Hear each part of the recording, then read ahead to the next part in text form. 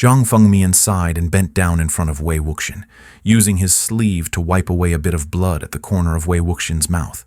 He then gently ruffled his messy hair, and the fierce expression on Wei Wuxian's face immediately softened.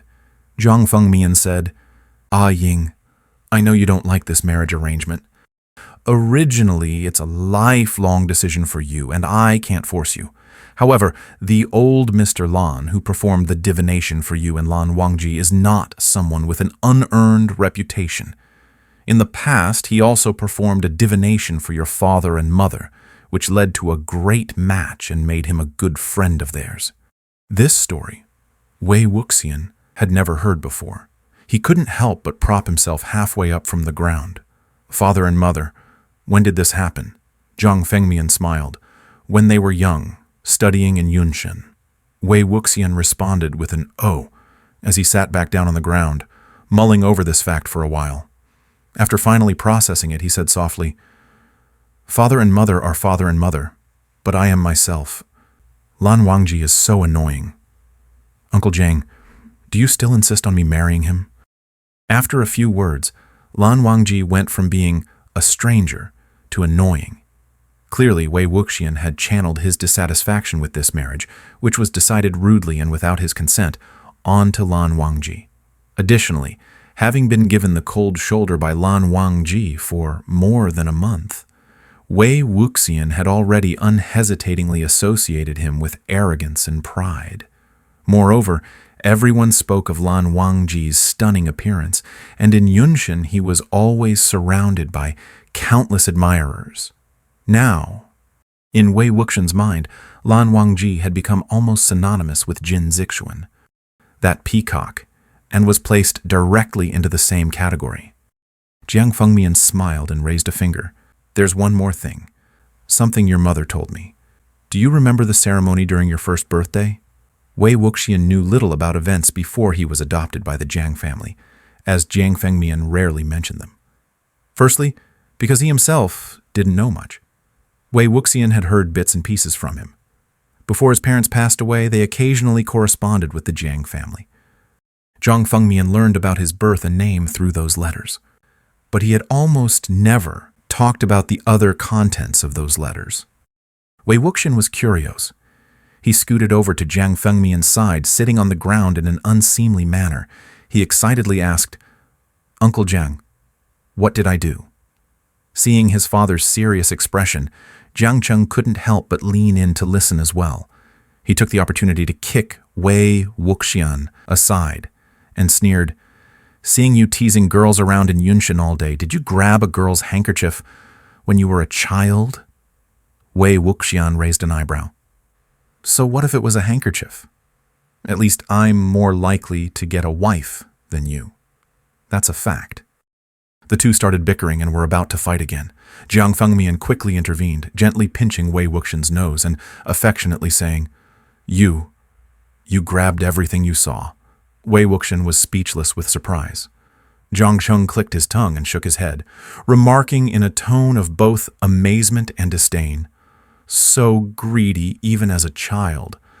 No wonder you grew up to grab at girls' skirts." Wei Wuxian shot him a sharp look, and Zhang Cheng reciprocated in kind. After some roughhousing, Wei Wuxian sheepishly scratched the back of his neck and asked Zhang Fengmian, "Uncle Zhang, did I really grab everything?" Zhang Fengmian replied, "Indeed, no matter what it was. You had to snatch it up to play with, but after playing for a while, you'd discard it. Your mother was very worried, thinking that this child would grow up to be fickle and idle. But your father said you just followed your whims and were carefree, just like your mother.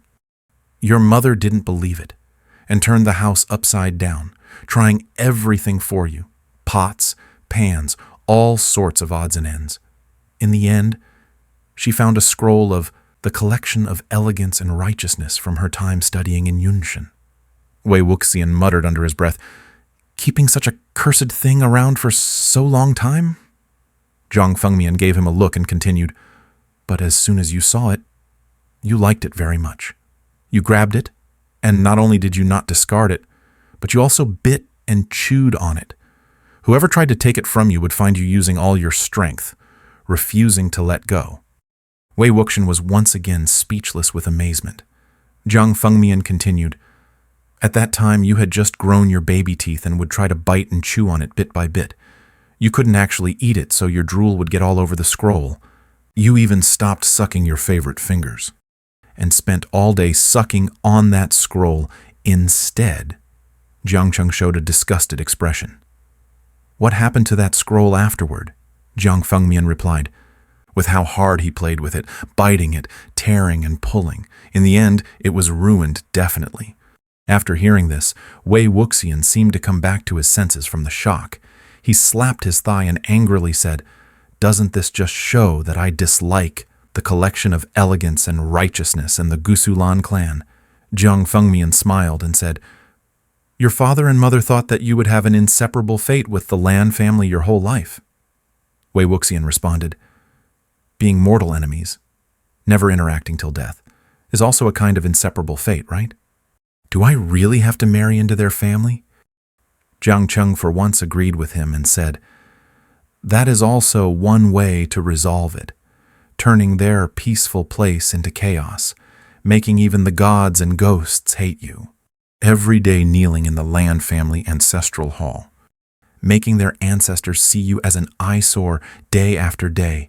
The Lan ancestors would be so disturbed that even the lids of their coffins couldn't keep them at rest. This kind of connection indeed isn't shallow." Hearing this latter part, Wei Wuxian kicked him.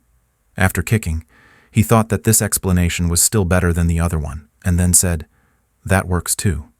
Anyway, I'm not marrying." However, despite Wei Wuxian's determined protests, antics, and dramatic opposition, Jiang Fengmian, for the first time in his life, steeled his heart and ignored his wishes, sending a consent letter for the marriage to the Gusulan clan. Under the yellow candlelight, Jiang Fengmian gently unfolded an old, yellowing piece of letter paper. On the paper, in delicate handwriting, were Wei Wuxian's birth details. The letter was filled with numerous detailed accounts of the little baby's various trivial matters, with every word brimming with the joy of his birth. At the end of the letter, it mentioned that when Wei Ying turned 15, his birth details would be sent to Mr. Lan to have a marriage fortune calculated, in hopes that this child would love and be loved by his destined person, living a life filled with joy and happiness. The letter was signed by Jiang clan of Yunmeng, Wei Changze, and Kangse Sanren. Jiang Fengmian's fingers brushed over the aged, stained letter paper as he muttered to himself, "Please forgive me for acting on my own. I think this is something you both would agree to." The news of Wei Wuxian escaping the marriage quickly spread throughout the entire Yunshen in front of the assembly hall.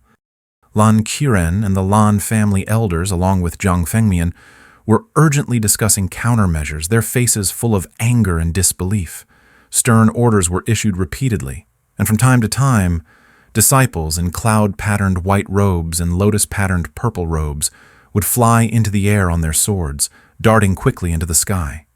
Some guests were sweating profusely, instructing their subordinates to assist the Lan and Zhang families in searching for Wei Wuxian, while others were leisurely seated, gathering in groups of 3 or 5, gossiping fervently. Some were cracking melon seeds, looking around for the source of the commotion, eager to watch the spectacle. That Wei Ying is truly arrogant. Indeed, I admire him too. Both families have invested so much in this marriage, and everyone in the cultivation world has come, with the whole thing blown out of proportion. How will the Jiang and Lan families lift their heads in public now? They'll be laughed at for 100 years. This matter, only Wei Ying could pull it off.